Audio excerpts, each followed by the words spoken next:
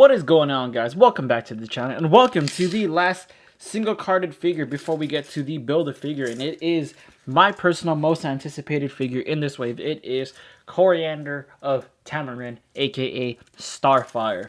So real quick, getting her height, she stands just like the rest of the wave, a little bit under 7 inches, probably about 6.5. I don't know if you guys can fully see that, but about 6.5 to the top of her head. Now, I don't have really many female DC figures. I showed you the Mafex Wonder Woman. So here you go. I'm just going to show you the DC Icons Harley Quinn. And then, like I said, DC Icons is very, very short in comparison to some of the other figures. And then here is the DC Multiverse, one of the earlier blue box figures to come out. This is from, I guess, the alternate Lex Luthor wave. It has like Walmart exclusive spoiler. I got this for like $5, so it's not really that big of a deal to me. It's nice to have in the collection because she is part of the Bat family. And then here she is with some of her counterparts from this wave. From the Teen Titans, it is the Beast Boy and then the Nightwing, as you guys just saw. So I had a couple people tell me that they don't really they collect other lines, but they don't really like to mix and match. So that's the reason why I'm not doing a Marvel Legends comparison to this, and then some like Dragon Ball comparison to this. I did it with other figures, but then I review these figures back to back, but then I also, get alerts on my phone and stuff. And then some people were telling me they like keeping universes in their own universes. So if you guys want me to change that, and if you guys want me to put other figures in the height comparison, please let me know. So in terms of accessories, she doesn't come with much, but she doesn't really need much. For the Batman pieces, she comes with his cape. I think the cape is actually a really nice cape, just coming out of the packaging. And then she has his head. So more on that in actually the next video. And then she has here some of effect pieces, some effect blasts. I think these are pretty cool. They just wrap around her wrists. I'll show this more in detail when I put it on her, but I think those are pretty cool. So taking a closer look at Starfire, if you guys have seen the original solicited pictures, you know that her hair in the front was very, very different. I kind of wish they stuck to that color and that type a little bit more. I think it was like more of like a more translucent. Like it matches the orange on the back, but then it was like more prominent throughout the front. Not to say that this one isn't bad. Let me see if I can. Yeah, there you go. Not to say that this isn't bad. This is actually really nice. But I wish they could have done the original color because I like the original color a lot more. Her face, though, is very, very nice. It's nice and clean.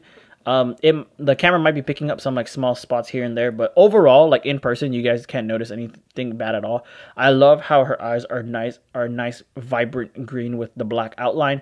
Her eyebrows are a nice pink. Her lips are pink, and then her skin tone is a nice like orangish tone. And then her head articulation is not going to be the greatest just because of her hair gets in the way, but it can go left to right and then down a little bit.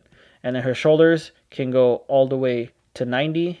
Single jointed elbows, it doesn't really go that far. It literally just goes that. So that definitely could be better. Even if a female figure, that definitely could be better.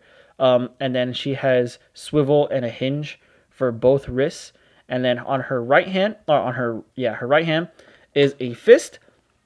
And her left hand is a gripping hand. And unfortunately, these are the only two hands that she comes with. There's no alternate hands. So that is a little bit of a bummer. And then I love her diaphragm joint. I like diaphragm joints on figures probably more than like the ab crunch.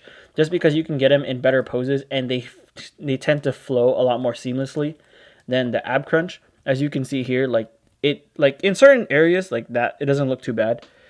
And then like you can get certain poses out of her, which is pretty nice. So I like the diaphragm joint more than the ab crunch, just because it's like it just flows better to me at least. And then zooming in a little bit more and taking a look at her emblem right here. The emblem is pretty nice. It's a nice vibrant green wrapped around a silver paint job, and then the silver goes all the way throughout her uniform. It's definitely fuzzy around the lines. It's kind of a little bit of a disappointment, just because on figures like the Green Lantern, the logo at least, and then Wally West, the silver lining for like throughout his body. Like the paintwork is really nice and sharp. So I don't understand why this one was a little bit, or how it is fuzzy around the edges. So that is a little bit of a downer. The two little dots here are nicely painted though. Those have nice sharp lines. And then running down her back, it is the silver there. And then she also has silver throughout. There's a little bit of paint bleeding right there, but it's not too bad. Now her thighs are cool.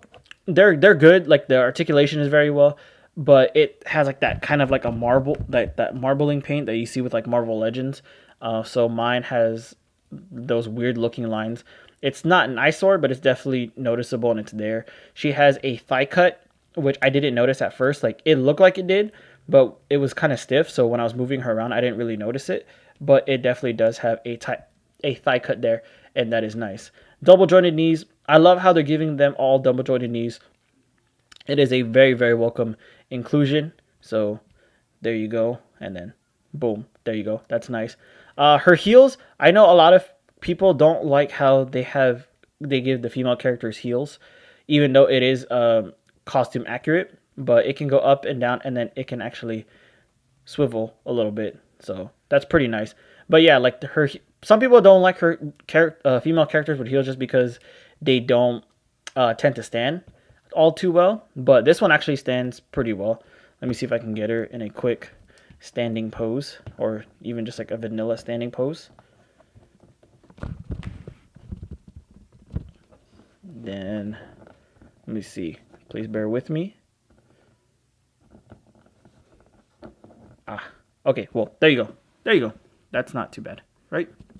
Let's see if I can get it back in focus. All right. So let me go and put on her accessories, her little blast, and then show you guys how that looks. Now the right idea was definitely there, but it is a little bit loose, and it just doesn't really like kind of secure. It just hangs there.